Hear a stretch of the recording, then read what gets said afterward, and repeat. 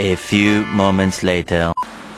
Halo saudara semua, baku Dapalaiding Tasya di sini di channel A NNA THA THA. Ada Tata.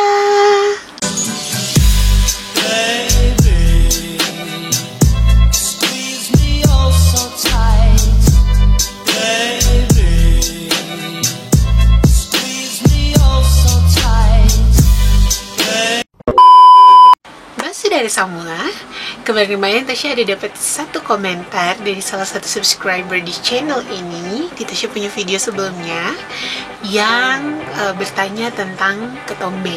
Ya, memang di Tasya punya video pertama Tasya sempat bilang bahwa untuk rutinitas cuci rambut itu akan berbeda kalau saudara semua punya yang namanya ketombe.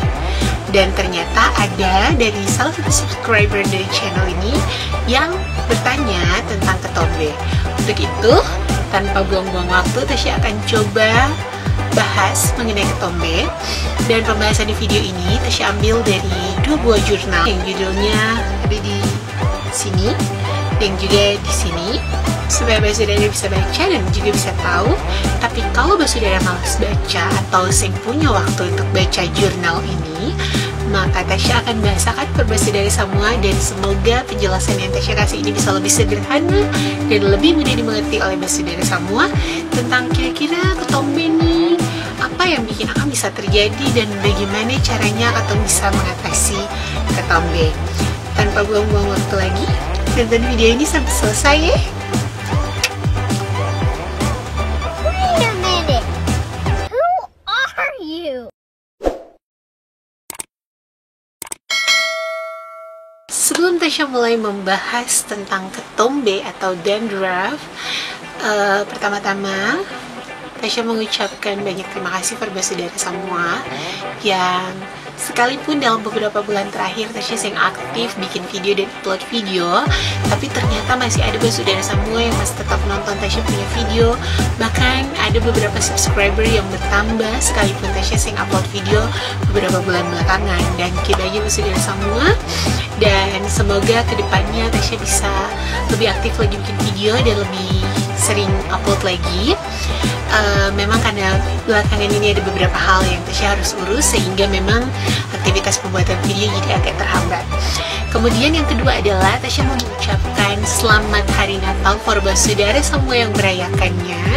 Kiranya damai Natal selalu beserta katong semua, dan juga selamat memasuki tahun baru for saudara semua, mumpung ini masih Januari. Selamat tahun baru, semoga 2021 ini katong semua bisa lebih baik lagi dari tahun sebelumnya, tahun 2020. Tanpa buang waktu lagi, mari katong masuk ke pembahasan tentang dandruff atau ketombe.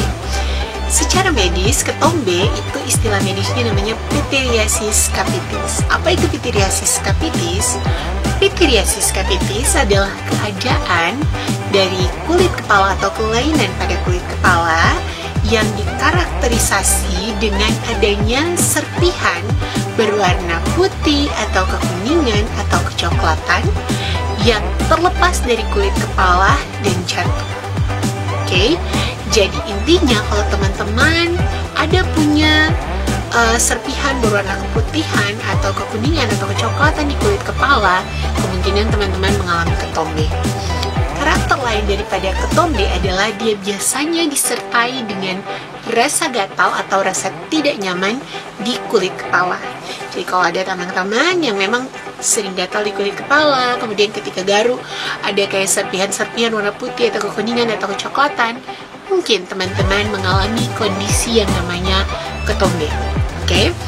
Nah, ketombe ini sendiri sebenarnya adalah suatu kelainan kulit kepala.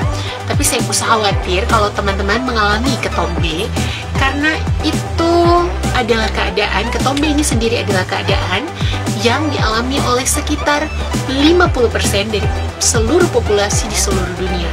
Jadi banyak sekali orang di luar sana yang ternyata mengalami kelainan kulit kepala ini atau mengalami ketombe. Nah, sekarang pertanyaannya adalah apa sih yang bikin ketombe ini? Dan biasanya orang itu kalau sudah berketombe akan kayak rasanya tuh susah sekali gitu untuk mengatasi ketombenya. Jadi berdasarkan jurnal yang Tasya baca, ketombe ini sendiri sendiri punya banyak penyebab. Ada itu penyebab intrinsik dan juga penyebab ekstrinsik. Penyebab intrinsik adalah penyebab yang asalnya dari katong pun dalam diri sendiri. Apa saja itu? Yang pertama, ketika teman-teman mengalami keadaan yang namanya immunocompromised. Immunocompromised adalah keadaan di mana teman-teman punya sistem kekebalan tubuh yang terlalu bagus atau mengalami kelainan.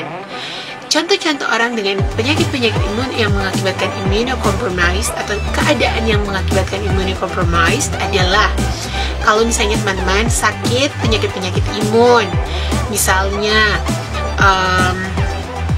alergi, asma, kalau pernah tahu namanya lupus, kemudian penyakit-penyakit yang memerlukan pengobatan yang menekan sistem kekebalan tubuh, seperti misalnya teman-teman sering meminum obat-obat golongan kortikosteroid, contohnya dexamethasone, prednison, itu golongan kortikosteroid. Obat-obat itu punya efek samping menekan teman-teman punya sistem kekebalan tubuh, sehingga teman-teman bisa mengalami gangguan sistem kekebalan tubuh. Yang kedua adalah kalau teman-teman secara hormon tidak stabil. Ketidakstabilan hormon ini juga salah satu faktor internal yang bisa mempengaruhi terjadinya dandruff atau ketombe pada seseorang. Nah, kalau terkait dengan hormon, ada penelitian yang bilang bahwa laki-laki itu hormonnya ada namanya hormon androgen. Dia sangat berperan dalam terjadinya dandruff, sehingga kebanyakan orang laki-laki selama umur hidupnya pernah mengalami yang namanya ketombe, dan angka kejadian ketombe di laki-laki lebih tinggi daripada di perempuan. Selain hormon dan juga immunocompromised, stres juga bisa mengakibatkan teman-teman mengalami ketombean. Oke, predisposisi genetik. Kalau teman-teman secara genetik, misalnya teman-teman punya papa atau mama ketombean dan teman-teman juga mengalami ketombe, maka kemungkinan itu adalah peran dari faktor genetik. Nah, selain faktor intrinsik, ada juga faktor ekstrinsik atau faktor dari luar yang bisa mempengaruhi terjadinya dandruff atau ketombe. Saudara semua, minta maaf pas sekali video yang bagian sini nih akan error, jadi saya bisa dibuka. Tapi saya coba jelaskan saja dengan voice over ini ya. Penyebab yang kedua adalah penyebab eksternal. Penyebab eksternal itu ada terbagi dua lain. Yang pertama adalah penyebab microbial factor atau gara-gara infeksi, dan yang kedua adalah penyebab non-microbial factor. Kalau penyebab yang microbial factor, ini dia disebabkan karena infeksi. Dalam hal ini, kalau ketombe itu disebabkan oleh bisa karena infeksi jamur maupun infeksi bakteri. Infeksi jamur itu ada spesies jamur namanya Malassezia furfur yang dia punya manifestasi infeksi itu bikin jadi ketombe. Sedangkan penyebab bakteri, ada satu spesies bakteri namanya Staphylococcus epidermidis. Dia itu juga ketika menginfeksi kulit kepala akan mengakibatkan terjadinya ketombe. Sementara penyebab yang lain adalah penyebab eksternal yang non-mikrobial. Itu terdiri dari, kalau misalnya katong punya kulit kepala bagian paling atas ada namanya stratum corneum. Dia kalau rusak, maka dia akan mengakibatkan terjadinya ketombe. Kemudian yang kedua adalah penggunaan produk-produk yang mengiritasi. Produk-produk yang mengiritasi dia akan bikin katong punya kulit kepala jadi teriritasi, sehingga produksi sel-sel mati akan semakin meningkat dan mengakibatkan jadi ketombe. Yang berikut adalah kulit kepala yang kering. Kulit kepala yang kering juga akan bisa bikin katong lebih mudah terkena ketombe. Tapi kulit kepala yang terlalu berminyak juga bisa jadi penyebab ketombe gitu. Kemudian ada juga orang yang malas cuci rambut sehingga terjadilah akumulasi kotoran dan juga produk-produk rambut sehingga dia kelihatan kayak ketombe. Kemudian yang berikut adalah orang-orang yang sensitif dengan kosmetik rambut. Dan yang terakhir adalah penyakit-penyakit kulit yang terjadi di kulit kepala. Contohnya seperti psoriasis, eksema, dan lain sebagainya. Nah, terkait dengan penyebab-penyebab ketombe ini, ada beberapa tips yang bisa Tasya berikan for basudara semua. Dan tips-tips ini mungkin bisa basudara coba lakukan sebelum pergi mencari bantuan di tenaga kesehatan. Kalau misalnya setelah basudara dosu bikin tips-tips ini dan ternyata ketombenya sing membaik, maka kemungkinan penyebabnya bisa jadi karena keadaan medis lain seperti infeksi ataupun karena memang penyakit kulit lain, sehingga basudara lebih baik Tasya sarankan untuk mencari bantuan ke dokter. Tips yang pertama adalah kalau teman-teman punya kulit kepala yang berminyak atau kemungkinan punya akumulasi produk di teman-teman punya kulit kepala, maka teman-teman harus lebih rajin shampooan, bukan lebih rajin juga sih sebenarnya. Harus tahu kapan teman-teman harus mencuci rambut, dan cara mencuci rambutnya juga harus proper atau benar. Oke? Yang Tasya maksud dengan cara cuci rambut yang benar adalah ketika teman-teman pakai shampoo itu taruh di teman-teman punya kulit kepala. Berulang kali Tasya sudah bilang di beberapa video sebelumnya, shampoo itu tujuannya untuk membersihkan kulit kepala. Jadi pastikan kalau teman-teman pakai shampoo, taruh shampoo di kulit kepala, lalu pijat di sekitar kulit kepala saja. Nanti sisa busanya ketika teman-teman siram, dia akan membersihkan seluruh helaian rambut teman-teman. Saya usah taruh di ujung rambut. Oke? Kemudian, bagaimana caranya teman-teman tahu teman-teman punya kulit kepala berminyak asing? Kalau buat orang rambut keriting mungkin akan lumayan susah, karena kata rambut keriting biar kulit kepala berminyak juga kadang susah untuk ada sampai rambutnya jadi lepek. Tapi kalau pada orang rambut lurus, perhatikan saja kalau teman-teman punya rambut mudah lepek, mudah berminyak, itu berarti kemungkinan besar teman-teman punya kulit kepala adalah tipe kulit kepala yang berminyak. Kenapa? Karena minyak yang di kulit kepala, kalau misalnya contohnya saja misalnya habis cuci rambut, teman-teman sering pakai minyak rambut, tapi biasanya dalam 1-2 hari teman-teman punya rambut sudah berminyak dan bahkan jadi lepek. Kemungkinan besar itu karena teman-teman punya rambut punya kulit kepala adalah tipe kulit kepala yang berminyak. Jadi teman-teman harus lihat dengan baik dan benar. Berapa hari kira-kira beta punya rambut sudah mulai berminyak, berapa hari beta rambut sudah jadi lepek, dan berapa hari kalau beta sering cuci rambut akan jadi gatal. Oke? Nah, di hari antara hari rambut lepek dan hari rambut menjadi gatal, disitulah teman-teman harus cuci rambut. Kenapa? Supaya seng jadi mengakibatkan teman-teman punya kulit kepala terlalu berminyak dan akhirnya jadi meradang dan akhirnya tumbuhlah ketombe di situ karena infeksi-infeksi sekunder. Oke? Tips yang pertama. Akan tetapi hati-hati ketika menggunakan shampoo. Biasanya di shampoo itu ada namanya agen pembersih atau surfaktan. Surfaktan itu adalah agen yang ditambahkan di dalam shampoo untuk memberikan efek bersih atau membersihkan kotoran, minyak-minyak berlebihan maupun tumpukan-tumpukan produk. Oke, biasanya di sampo-sampo yang biasa katong temui di toko ada yang namanya, kalau teman-teman baca di ingredients-nya, ini salah satu contoh sampo yang biasa Tasya pakai, yang Tasya videokan juga kemarin, Fenty. Nah, kalau teman-teman baca di dia punya ingredients di belakang sini, teman-teman akan bisa baca namanya lauryl sulfate dan laureth sulfate. Ya, biasanya sih sodium lauryl sulfate, sodium laureth sulfate. Nah, itu artinya sampo-sampo itu mengandung sulfate. Sampo itu mengandung sulfate. Harus hati-hati penggunaan sulfate. Sekalipun dia membersihkan sebum atau minyak berlebihan, dia membersihkan kotoran, dia membersihkan produk-produk yang menumpuk di kulit kepala, akan tetapi sulfate itu sendiri atau sulfat itu sendiri bisa mengakibatkan teman-teman punya kulit kepala menjadi sangat kering dan kadang bahkan bisa mengikis permukaan dari kulit kepala dan rambut teman-teman. Jadi tolong hati-hati kalau teman-teman pakai sampo yang ada kandungan sulfate-nya atau sulfatnya, maka hati-hati gunakan benar-benar di kulit kepala, jangan gunakan berlebihan supaya sering bikin teman-teman jadi iritasi sendiri karena sulfate. Kalau misalnya teman-teman takut, teman-teman bisa ganti sampo yang biasa teman-teman pakai yang ada sulfatnya dengan sampo yang sering ada punya kandungan sulfat. Jadi baca di ingredients itu, sampo itu ada sulfat kaset. Contoh sampo yang Tasya pakai dan sering punya sulfate ini, sampo dari Eternal Leaf, Tasya kadang pakai juga dan dia sering mengandung sulfate, sehingga dia sering bikin rambut jadi terlalu kering. Akan tetapi memang harganya jadi lebih mahal. Biasanya sampo non sulfate itu harganya lebih mahal. Dan juga kalau teman-teman pakai sampo yang non sulfate, dia punya busa yang akan sebanyak sampo biasanya yang mengandung sulfate atau sulfat itu sendiri. Kayaknya kalau kalian bicara tentang sampo full di video ini akan makan waktu sangat panjang. Jadi secara garis besarnya seperti itu dulu. Kalau teman-teman butuh penjelasan lebih lanjut tentang sulfate, tentang shampoo, silakan komen di bawah request. Semoga Tasya nanti akan bisa punya waktu dan akan bikin di video-video selanjutnya.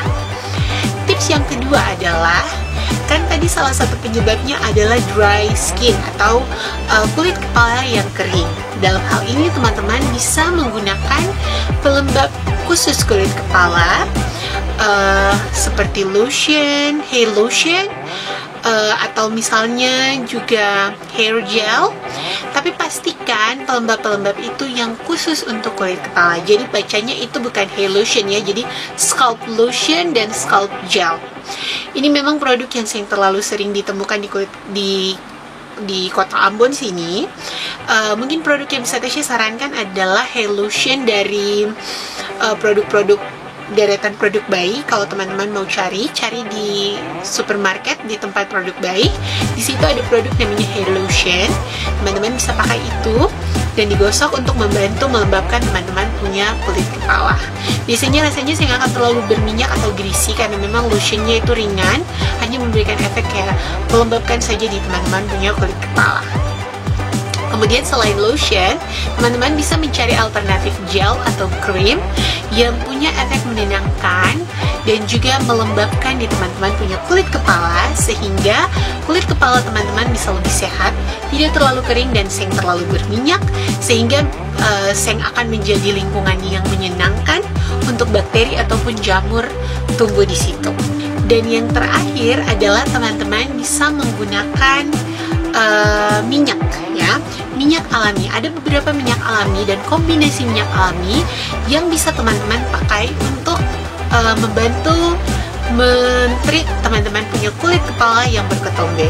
Contoh minyak alami adalah tea tree oil, atau bisa juga teman-teman cari kombinasi antara tea tree oil dan rosemary, atau juga bisa sambil nyuntik ya teman-teman, karena memang nama oil-oilannya ini agak susah. Bisa cari kombinasi antara tree oil dan rosemary extract, bisa juga rosemary oil dan lemon oil, bisa juga cedarwood, rosemary dan eucalyptus, dan bisa juga basil dan neem. Teman-teman, biasanya tuh ada essential oil ataupun shampoo yang mengandung tea tree, atau kalau teman-teman pergi di The Body Shop ada line tea tree yang memang sudah disiapkan. Atau mungkin kalau misalnya teman-teman tahu ada tuh ekstrak minyak yang merek-merek yang sekarang lagi terkenalnya, teman-teman bisa cari di situ tree tea oil atau essence-nya, atau juga rosemary oil dan kombinasi-kombinasi yang tadi Tasya sudah sebutkan. Nah, teman-teman bisa cari itu dan oleskan di teman-teman punya kulit kepala sebelum teman-teman keramas. Jadi oleskan dulu, tunggu beberapa menit, 30 menitan, lalu kemudian selanjutnya dilanjutkan dengan cuci rambut seperti biasa. Dan tips yang terakhir adalah pastikan kalau teman-teman menggunakan produk rambut seperti misalnya deep conditioning, krim bat ataupun masker, kan itu biasanya anjurannya dari kulit kepala sampai di ujung rambut. Setelah itu pastikan teman-teman cuci bersih-bersih teman-teman punya kulit kepala. Dan kemudian kalaupun teman-teman pakai conditioner saat cuci rambut, pastikan teman-teman gosok conditioner yang di kulit kepala ya. Pastikan dari tengah rambut sampai di ujung. Ini ulang-ulang kali Tasya bilang karena memang ini salah satu juga yang akan sangat mempengaruhi teman-teman, bisa jadi ketombean, kaseng. Jadi perhatikan cara yang baik dan benar pakai shampoo dan pakai conditioner. Shampoo di kulit kepala, conditioner di batang rambut. Nah, kalau teman-teman sudah melakukan tips-tips yang tadi Tasya sudah sampaikan dan ternyata teman-teman punya ketombe seng membaik atau seng menghilang, maka Tasya sangat-sangat menyarankan teman-teman pergi periksakan teman-teman punya diri ke dokter ya.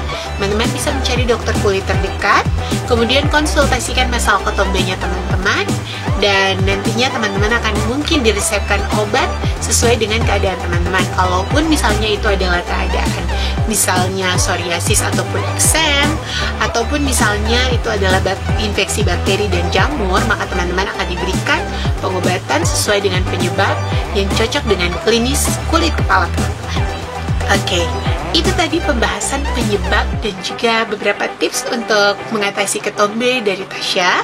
Semoga tips-tips ini bisa membantu dan semoga bisa menjawab pertanyaan dari teman-teman semua tentang ketombe. Dan Tasya berharap semoga video ini bisa membantu teman-teman dalam menghadapi masalah ketombe. Tasya tahu yang memang sudah ketombean ini bukan masalah yang sepele buat teman-teman, dan Tasya yakin kalau teman-teman telaten, teman-teman pasti bisa mencari solusi terhadap masalah ketombe yang teman-teman alami. Oke, itu saja yang Tasya bisa sampaikan di video ini. Semoga video ini membantu. Jangan lupa like, komen, dan subscribe channel ini. Lalu kasih nyala dia lonceng notifikasi supaya lain kali kalau Tasya ada upload video lagi, teman-teman bisa dapat pemberitahuan dan bisa jadi notif squad, bisa nonton video ini. Kalau teman-teman punya ide untuk video-video lainnya yang perlu Tasya bahas di dalam video, entah itu misalnya tips kesehatan dan kecantikan kayak sekarang, ataupun tips rambut keriting, ya apapun itu, teman-teman silahkan komen saja di bawah dan Tasya akan cari waktu. Semoga Tasya bisa bikin videonya untuk teman-teman semua, dan semoga video ini membantu. Sampai baku dapat lagi di video selanjutnya. Dadah!